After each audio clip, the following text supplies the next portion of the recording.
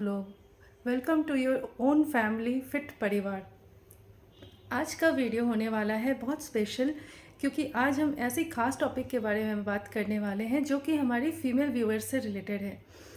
कुछ ऐसा जो हर महीने हमारे पास आता है और हमारे साथ 4-5 दिन रहता है, हमें थोड़ा परेशान करके जाता है, लेकिन हमें पता है कि ये हमारे लिए बहुत ज़रूरी है।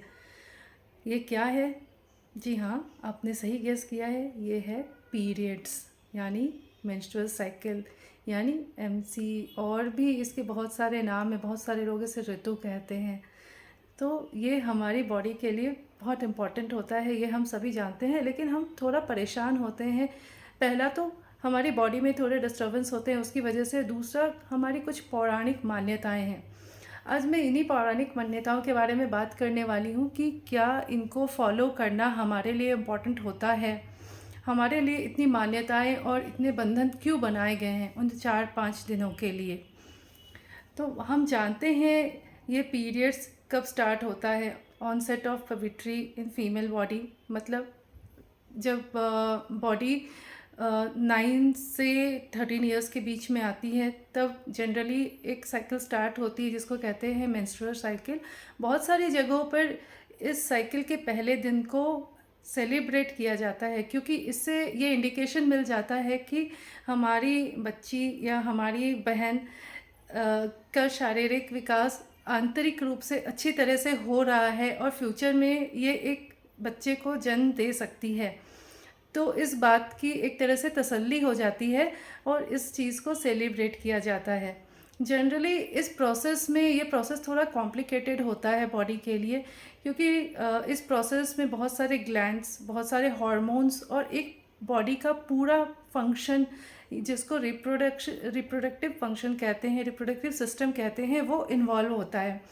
इसमें ओव्यूलेशन होता है और उस प्रोसेस में एग आता है हमारे यूट्रस, उसके लिए वेट करता है कि इसमें फर्टिलाइजेशन अगर होगा तो हमें ब्लड कैपिलरीज की ज़रूरत पड़ेगी, तो यूट्रस अपने आप को तैयार करता है और अगर एग भी वेट करता रहता है। इन केस अगर फर्टिलाइजेशन हो जाता है तो प्रेगनेंसी स्टार्ट होती है, और अगर फर्टिलाइजेशन नहीं होता है एग का, तो ये ब्लड कैपिलरीज और एग पीरियड्स के रूप में हमारे शरीर से ब्लड फ्लो के साथ बाहर आती हैं।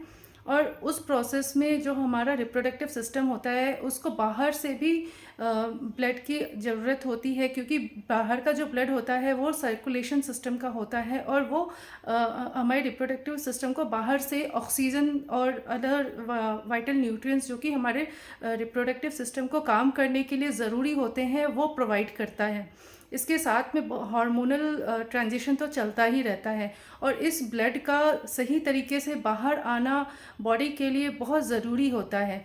आपको ध्यान होगा, जब आप डॉक्टर के पास जाते हैं तो डॉक्टर आपसे, और आप ऐसे कोई बीमारी में होते हैं जिसका कारण आपको पता नहीं चलता, डॉक्टर आपसे पहली बार क्या पूछते हैं, क्या आपको कॉन्स्टिपेशन होता है। दूसरी चीज़ ये पूछी जाती है कि आपका पीरियड सही टाइम पे आता है या नहीं, और पूरी तरह से अच्छे तरीके से आता है या नहीं। तो डॉक्टर क्या जानने की कोशिश करते हैं? कॉन्स्टिपेशन से तो डॉक्टर ये समझने की कोशिश करते हैं कि क्या आपके बॉडी में कोई ऐसा मतलब आपकी बॉडी में सिस्टम क्लीन हो रहा है या नहीं, रेगुलरली क्लीन हो रहा है या नहीं, आपका मल अटक तो नहीं रहा है। अगर बॉडी में आपका इनडाइजेस्टिव फूड अटक रहा है, वो कॉन्स्टिपेशन के रूप में पहली बार दिखाई देता है, और ये हमारी बॉडी को इंटरनली स्पॉइल करता है, इन द सेंस कि वो अंदर से सड़ता रहता है और बॉडी में टॉक्सिन्स पैदा करता है। दूसरी चीज़, वो पीरियड्स के बारे में इसलिए पूछते हैं क्योंकि उससे उनको ये इंडिकेशन मिल जाती है कि अगर आपका मेंस्ट्रुअल फ्लो सही से नहीं आया है या ठीक तरह से बाहर नहीं निकला है, तो हो सकता है अंदर कुछ लम्प्स छूट गए हों, अंदर कुछ कैपिलरीज छूट गई हो, जो कि फ्यूचर में उस जगह में इकट्ठा होकर उस जगह को इन्फेक्ट कर सकती है। और क्योंकि आपका मेंस्ट्रुअल फ्लो सही तरीके से कंप्लीट नहीं हुआ, तो आपका जो हार्मोनल फ्लो उसके अंदर इन्वॉल्व था, हार्मोनल ट्रांजिशन, वो डिस्टर्ब हो जाएगा, वो कंप्लीट नहीं होगा, जिसकी वजह से आपकी बॉडी में हार्मोनल इम्बैलेंस होने के चांसेस हो सकते हैं। और यही कारण है जो कि थायराइड जैसी समस्या को, हाइपोथायराइड, हाइपरथायराइड की समस्या को भी जन्म देता है, और ये मेजरली लेडीज़ के साथ ही होता है, क्योंकि ये भी हार्मोनल इम्बैलेंस का ही नतीजा होता है। तो आपने देखा कि एक छोटा सा साइकिल जिसको हम छोटा समझते हैं, मेंस्ट्रुअल साइकिल, वो एक्चुअली एक हेल्दी बॉडी के लिए कितना ज़रूरी होता है। अगर वो सही से नहीं आए तो आपको पूरे महीने चिड़चिड़ापन बना रहेगा, आप टेंशन में रहेंगे, आपको समझ में नहीं आएगा आपके मूड स्विंग्स क्यों हो रहे हैं।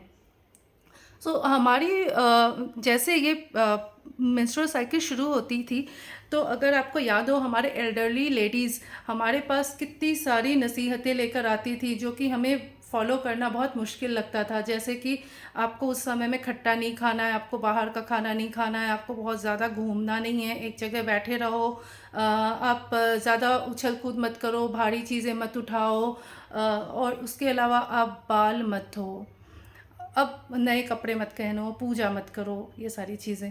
तो बाकी सारी बातें तो ठीक हैं, लेकिन खाने पीने का रिस्ट्रिक्शन होना, बाल नहीं धोना, और हमें इरिटेशन होने लगती थी, ये ऐसा वो शायद आयुर्वेद स्पेशलिस्ट तो नहीं थे, लेकिन उनके जो एल्डर्स थे उन्होंने उनको ये सिखाया था। क्योंकि जब आयुर्वेद की रचना हुई होगी उस समय में जो ऋषि मुनि रहे होंगे, शायद उनको उनका ज्ञान ट्रांसफ़र कर पाना इतना आसान नहीं रहा होगा, क्योंकि ओब्वियसली उस समय शिक्षा का माध्यम बहुत स्ट्रांग नहीं था। तो उन्होंने कुछ कुछ नियम बना के अपने परिवार में, अपने समाज में फैला दिए कि जब लेडीज़ को पीरियड्स आए उस समय में उनको कैसे कैसे संभालना है। तो उन्होंने इस चीज़ को साइंटिफिकली ये ना बता के कि आपका सिस्टम इतना कॉम्प्लिकेटेड हो जाता है और उसको अटेंशन की ज़रूरत होती है प्रॉपरली फंक्शन करने के लिए, उन्होंने ये बता दिया कि उस समय में आपका शरीर अशुद्ध हो जाता है और आपको अलग रहने की ज़रूरत होती है। लेकिन एक्चुअली ये करने की पीछे उनकी वजह ये थी कि वो कैसे अपनी लेडीज़ को, अपने समाज की लेडीज़ को इस प्रोसेस में हेल्प कर पाएँ। तो अगर हम उनकी मान्यताओं का, जो मेजर मान्यताएं हमारे साथ आई हैं, उसको अगर थोड़ा सा विश्लेषण करके देखें, जैसे खाने पीने का रिस्ट्रिक्शन। अब अगर आपने उस पीरियड में कुछ ऐसा बाहर का खा लिया, मतलब ज़्यादा स्पाइसी, ज़्यादा ऑयली खाना, ज़्यादा सॉल्टी खाना, ऐसा कुछ खा लिया, तो क्या होता है जब हम ऐसा हेवी खाना खा लेते हैं तो हमारी बॉडी में उसको डाइजेस्ट करने के लिए ज़्यादा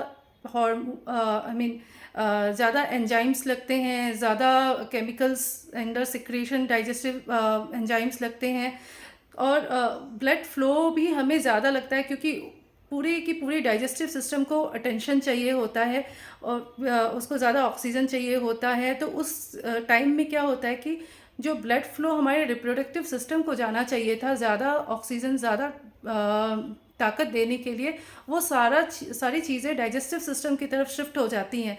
तो हमारा रिप्रोडक्टिव सिस्टम की तरफ हमारी बॉडी का टेंशन कम हो जाता है, और उस तरफ जब हमारा फ्लो आ रहा है, ब्लड फ्लो आ रहा है, उसकी तरफ पूरी एनर्जी नहीं मिल पाती, जिसकी वजह से उसके डिस्टर्ब होने के चांसेस होते हैं।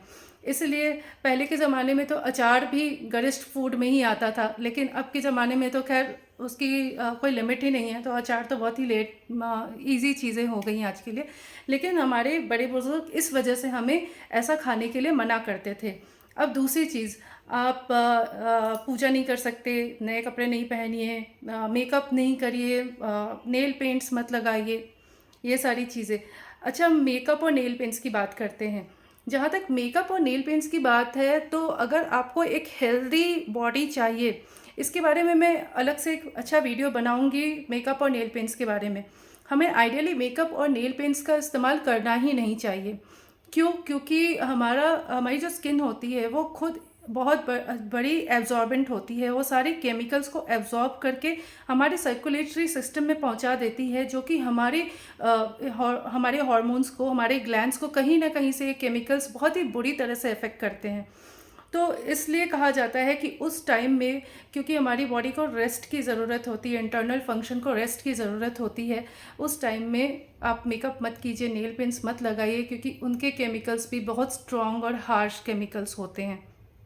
तो क्या हम मेकअप ना करिए आप आयुर्वेदिक प्रोडक्ट्स लगाइए, हर्बल प्रोडक्ट्स लगाइए, लेकिन कोशिश कीजिए कि बहुत हेवी मेकअप नहीं करें, क्योंकि हम नहीं जानते कि कौन सी चीज़ हमें कहाँ पर जाके नुकसान करेगी। और उसके बाद फिर आप एक डॉक्टर के पास जाएंगे, डॉक्टर ने की हुई है एलोपैथी की पढ़ाई, जिसका काम होता है जब डिज़ीज़ हो जाए तो उसको किसी भी तरह से केमिकल डाल के सप्रेस कर दो, वो कभी उसकी रूट तक पहुंच नहीं पाती, उसको जड़ से निकाल नहीं पाते। तो वो चीज़ जब आपकी दवाई का असर ख़त्म हो जाएगा तो फिर आपको वो रिकरिंग में शुरू हो जाएगा, फिर आप इस डॉक्टर से उस डॉक्टर से उस डॉक्टर तक, उस डॉक्टर से उस डॉक्टर तक दौड़ते रहेंगे, लेकिन आपको समझ में नहीं आएगा। आपकी सारी रिपोर्ट्स पॉजिटिव, आई मीन सारी रिपोर्ट्स करेक्ट होते हुए भी आपकी बॉडी में प्रॉब्लम्स क्यों आ रही हैं। प्रॉब्लम्स इसलिए आ रही हैं क्योंकि उस चीज़ की जो जड़ है उस तक आप पहुंच नहीं पा रहे हैं, जिसका इलाज आयुर्वेद के पास है। आयुर्वेद वो साइंस है जो किसी भी रोग के होने के पहले उसके होने के कहाँ कहाँ चांसेस हो सकते हैं, मतलब अगर एक सड़क बनाई गई है, उस सड़क में कहाँ कहाँ गड्ढे हो सकते हैं, तो उस गड्ढे से आप कैसे बच के निकलोगे, ये साइंस आयुर्वेद बताता है। ये साइंस हमारी आज की मॉडर्न एलोपैथी नहीं बताती। इसकी वजह से हम इसकी जड़ तक नहीं पहुंच पाते और अनजाने में ही बीमार पड़ जाते हैं। अच्छा चलिए, अब हम इस बारे में बात करते हैं कि हमें बाल क्यों नहीं धोने चाहिए। आपको पता है, या आपने देखा होगा, जब आपको फीवर आता है तो सर के ऊपर ठंडी पट्टी की जाती है। क्यों? क्योंकि जैसे हम ठंडी पट्टी करते हैं हमारी बॉडी का टेम्परेचर सडनली डाउन होने लगता है, और अगर हाई टेम्परेचर है तो वो बहुत जल्दी आपको दिखाई देता है कि बॉडी का टेम्परेचर डाउन हो गया। तो इसी तरह जब आप सर्दी के सीज़न में नहाते हैं, तो जब आप सर पे जैसे पानी डालते हैं आपको पूरी बॉडी में ठंडक महसूस होती है। आप सिर्फ हाथ पैर धोते हैं, फेस वॉश करते हैं तो आपको वो ठंडक महसूस नहीं होती है, लेकिन जैसे आप अपने सर पे स्कैल्प पे पानी डालते हैं वैसे आपको पूरी बॉडी में ठंडक महसूस होती है, और उस ठंडक को बाहर निकलने में बहुत टाइम लगता है। फिर आप धूप में जाते हैं और गर्म जल्दी से कपड़े से पोंछते हैं, अपने आप को गर्म कपड़े पहनते हैं।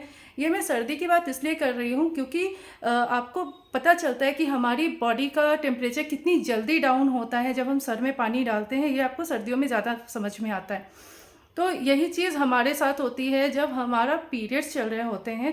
उस टाइम में हमारी बॉडी के रिप्रोडक्टिव सिस्टम का टेम्परेचर थोड़ा ज़्यादा होता है, जो कि ब्लड फ्लो को स्मूथली पास ऑन करने के लिए बहुत ज़रूरी होता है। अगर उस समय आपने अपने बालों में पानी डाल लिया तो आपकी पूरी बॉडी का टेम्परेचर डाउन हो जाता है और वो वापस उस जगह पे ब्लड फ्लो में प्रॉब्लम आ सकती है, अंदर लम्प्स बन के फंस सकते हैं, फ्लो इरेगुलर हो सकती है। इसलिए कहा जाता था कि जब तक आपकी ब्लड फ्लो काफ़ी अच्छे तरीके से आ रही है उस दौरान आप सर पे पानी मत डालिए, बाल को मत धोइए।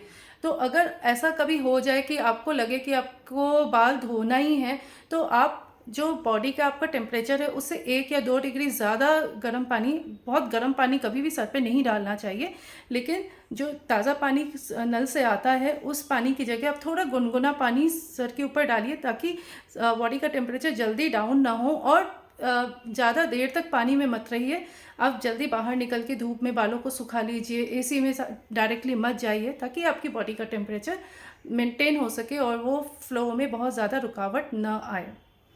तो फ्रेंड्स, इसके ऊपर मैं और भी डिटेल्स में वीडियो बना सकती हूँ, मैं इसको कंटिन्यू ज़रूर करूँगी।